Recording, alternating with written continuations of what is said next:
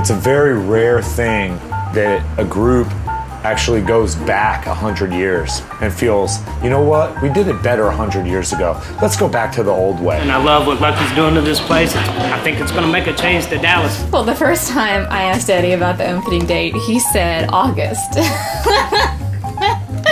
I knew that was not realistic. And our team does not do change very well. It takes us about 2 weeks to change a light bulb. Over the coming weeks, we'll be taking you on a journey that looks at America's drinking habits and the story of the cocktail movement, and how it is playing such an important role in modern American life.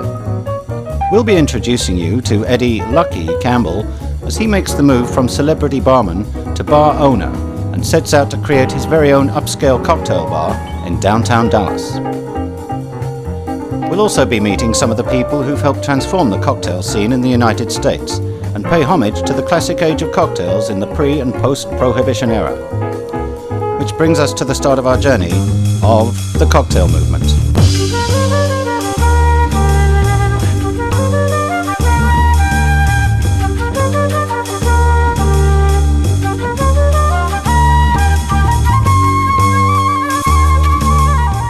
The movement is huge because you have all of these incredibly talented people, put them together, boom, you get some amazing ideas.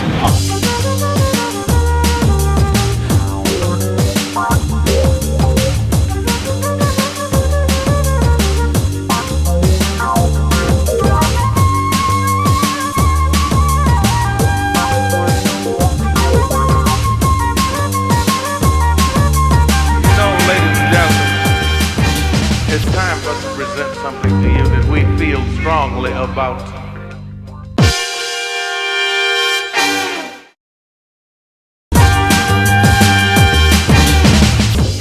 Join us as we retrace the origins of America's most popular cocktails, from New York to New Orleans, Las Vegas to San Francisco.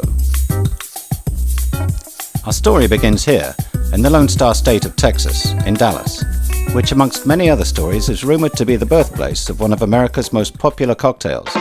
When in the late 1940s, a well-known Dallas socialite used to entertain her party guests by making a variety of drinks using different ingredients. The most popular was a drink which combined tequila, orange liqueur, and freshly squeezed lime, served in a salt-rimmed glass. And the lady's name? Margarita Soames.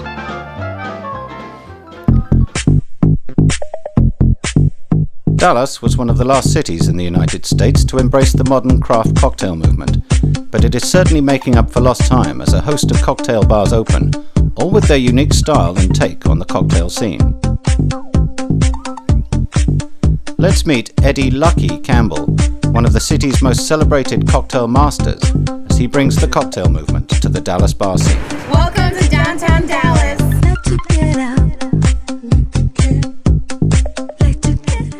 Dallas is not a port city or was not located here for any geographical reasons.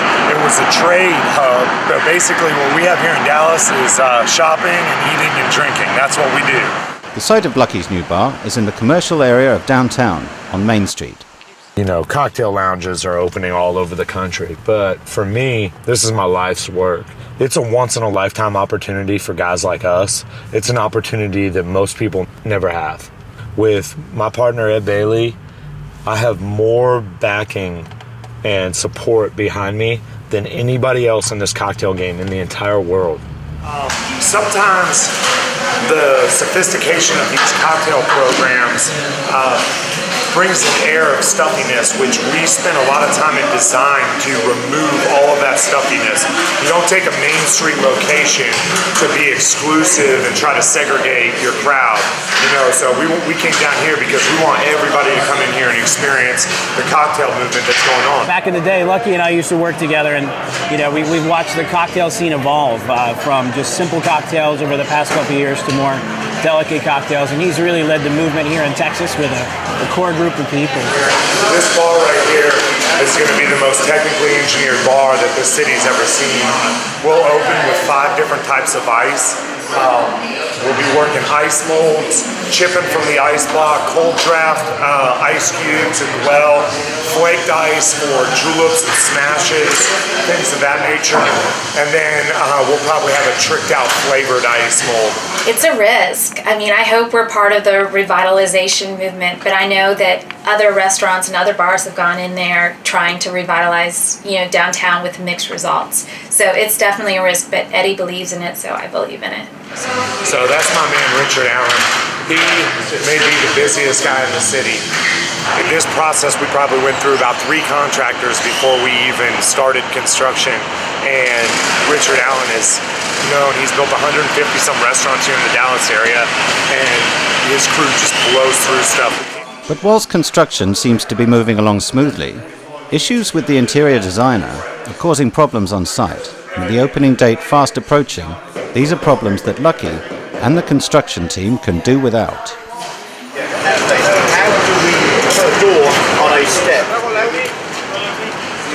His name is Raymond Gerardo. He's from New Orleans.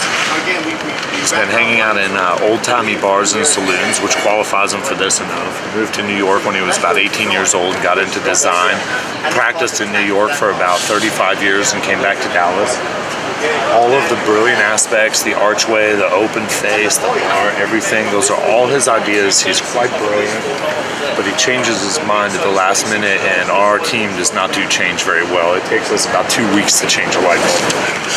I know, I had heard that there were delays and that Eddie had asked him to order some things and they weren't going to come in until after the bar was supposed to be open, and how can you have furniture and cloth after the bar is supposed to be open? I don't know the details though. Fact of the matter is, I fought him on every one of the things that make that place so special, and at the end of the day, people stop by all the time talking about how much they love the shape, how much, and every bit of that I tried to fight him on, and it was all his ideas. I know, hey Raymond, I feel the same way, but I can't really if I stop and start crying about it, then what are we gonna do, It's tough. We'll just have to catch up on the emotions of it later, hey, it's not our fault. Yeah. Bye. Join us after the break as we visit the Whiskey Cake, one of the bars at the forefront of the cocktail movement. And find out what's in store for Lucky at corporate head office as he takes on his biggest challenge, getting his liquor license. It's nothing without this piece of paper.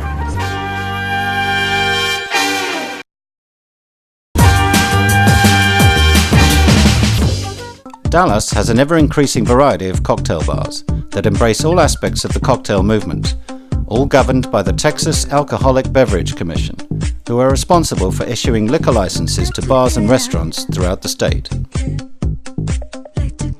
They are calling the cocktail movement the fastest growing movement in the culinary world right now. Okay, so that's a pretty profound statement. I think it's great that this country is learning that there's more to beverage than pre-processed mixes and cheap spirits.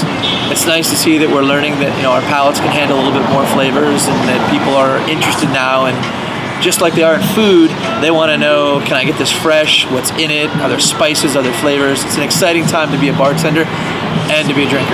Well, I've known Eddie Lucky Campbell for about 2.5 years. And back when he was actually over at Krista, and that's when kind of the movement started, if you will, the fresh ingredients and the cocktail hours every Wednesday night. He dresses the part, he acts the part, he is the movement. He's such a genius in the bar, but I feel like I babysit him everywhere else when it comes to business. This is for your 38 tickets. Oh, these are all 38 of them. Mm-hmm. Yesterday I picked up another 4. Because you have tickets in several counties, you're going to have to make a couple of court appearances, like maybe 10 to 15. So this is a little embarrassing. Another reason why I'm very fortunate to have Leigh Bailey on my side. I have a law degree, so I'm also help with legal stuff. Like, Eddie has a lot of tickets. With those tickets, obviously comes warrants. Do you think that is something that this board is concerned with? Well, you don't have any DWIs, so I don't think so, Eddie. I don't think they're going to be mad that you were speeding a lot. I didn't have one DWI? I didn't find any. I can't imagine they gave me deferred on DWI.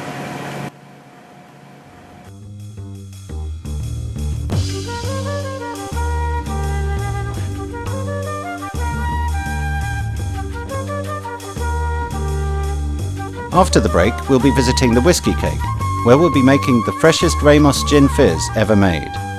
They're doing a documentary on me.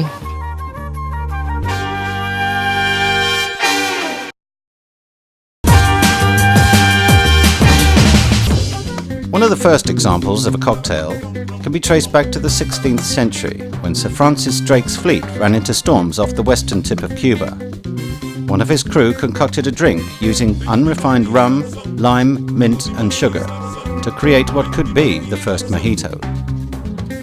And by the early 1850s, a pharmacist by the name of Antoine Peychaud was developing a range of bitters that, when added to a cognac imported from France, created the first Sazerac.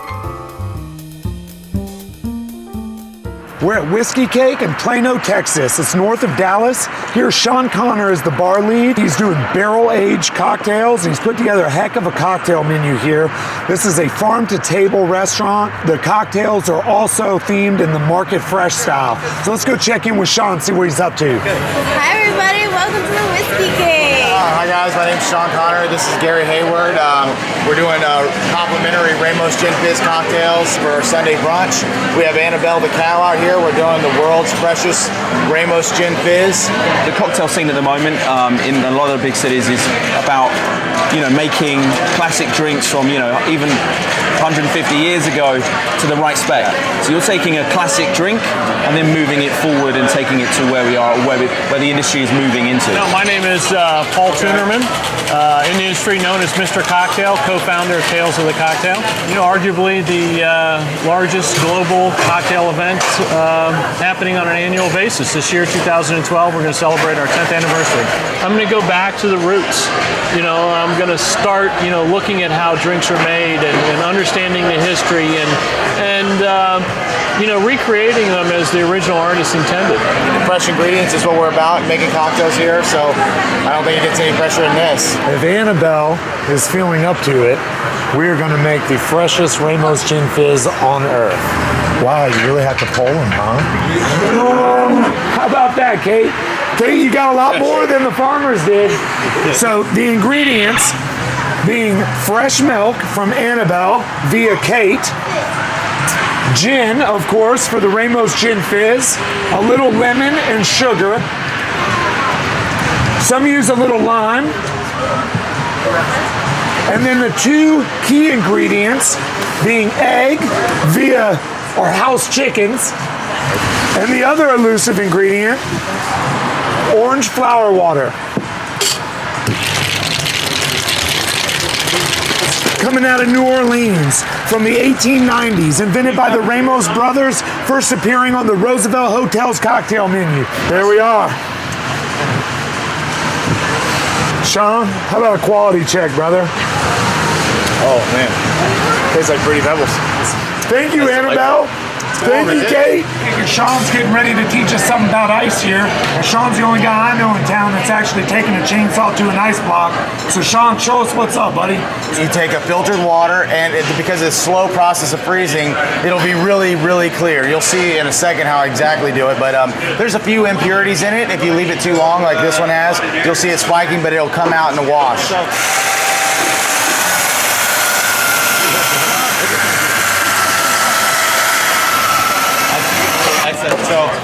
basically you have this, which is just, a clear piece. And then what I'll do is I'll slice it down right here, and I'll just show you really quick. You get yourself a little line there, you know where you're going, and honestly, the thing will just snap. Just like that.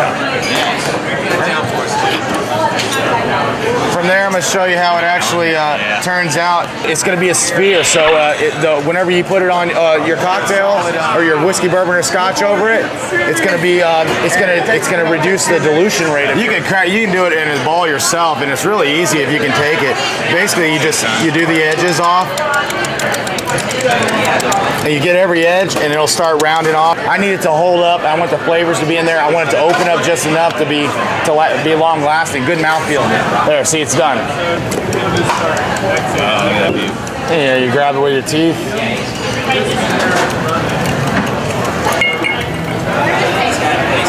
Then I'll put a little, little George T. Stag on it. Absolutely. Oh, gee, a little George Cusack.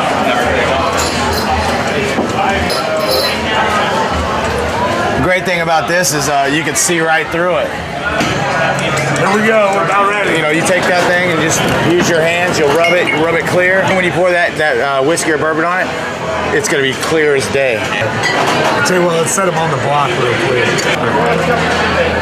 Yeah, this is 142.6 proof. I mean, it's like a thing will run an engine. I have the good fortune of traveling throughout the U.S. and seeing how every city decides to take on cocktails to consumers. And I have to say, Texas is without a doubt leading the trend. Join us after the break, as the opening date for Lucky's Bar is getting closer, and the furnishings have still not arrived. We also find out what happens on Lucky's third visit to the TABC. Right now, it's a make it or break it moment. Am I afraid? Yeah, man, I'm scared to death.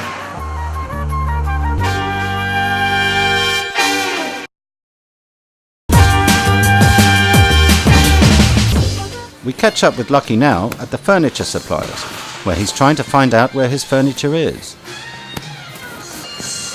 My girlfriend loves animal prints. Is that something that's here that we just pick up? No, we have to order it. It has to be shipped. Is that being done? No one's given me. I haven't processed the order or anything because I got it paid for. Oh, well, that's great news. So I thought when Richard Allen signed for it that was the thing. He was just saying, hold it. What was Richard Allen doing? Richard said he would get back with me with payment. A lot of kitchen equipment and furniture is on them. I mean, we help, install it and place it.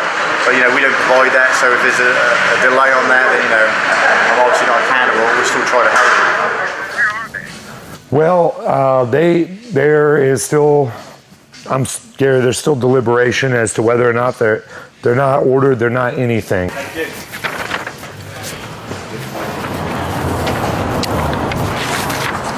What's going on?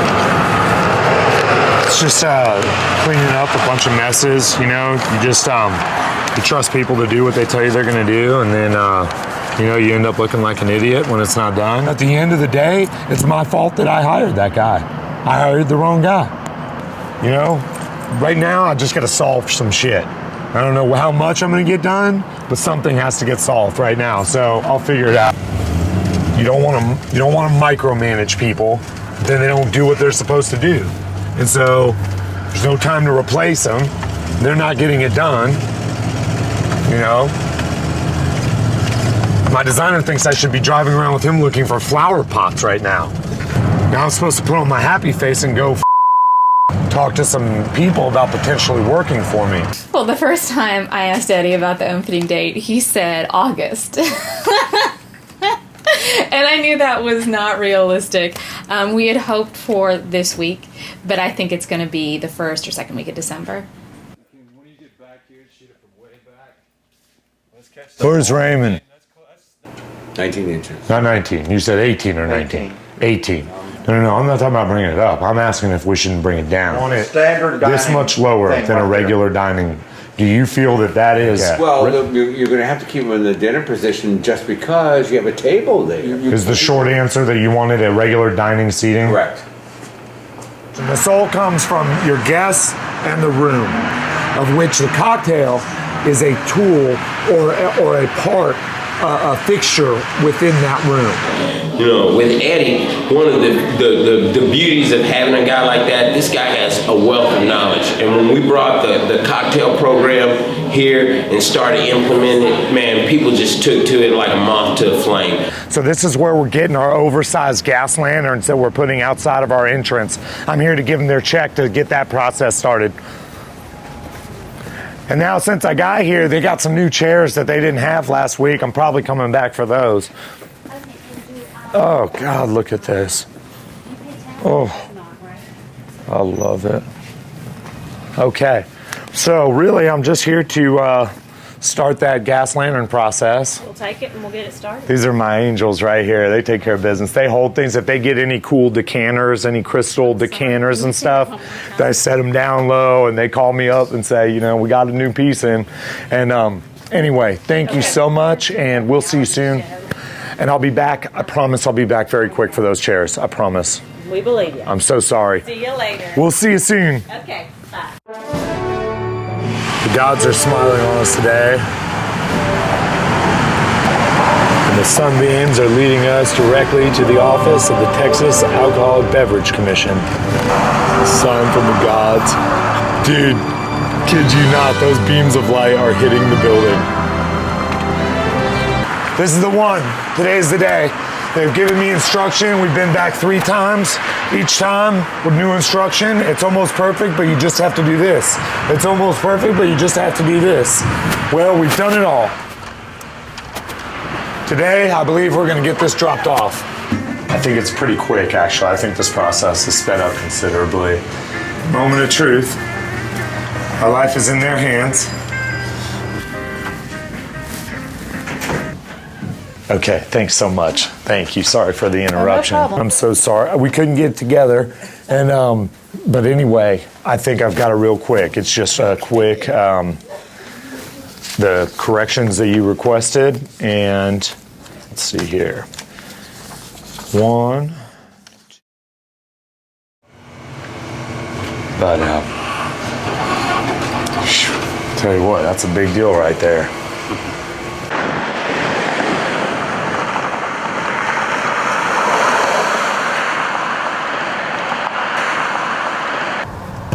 I tell you what, man.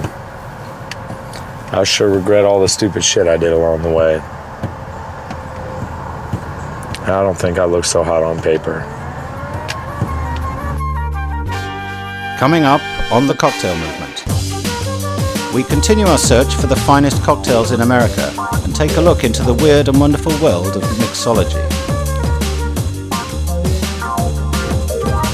We meet Mr. Cocktail himself, Paul Teunnerman, on his yacht, and journey to New Orleans for the 10th anniversary of Tales of the Cocktail. We're here at the Usual in Fort Worth. This is Brad's joint. Can Lucky get his liquor license? And will he open his bar on time?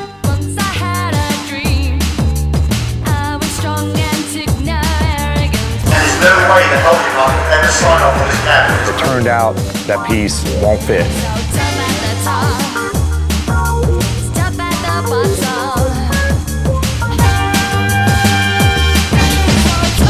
So TABCs are holed up.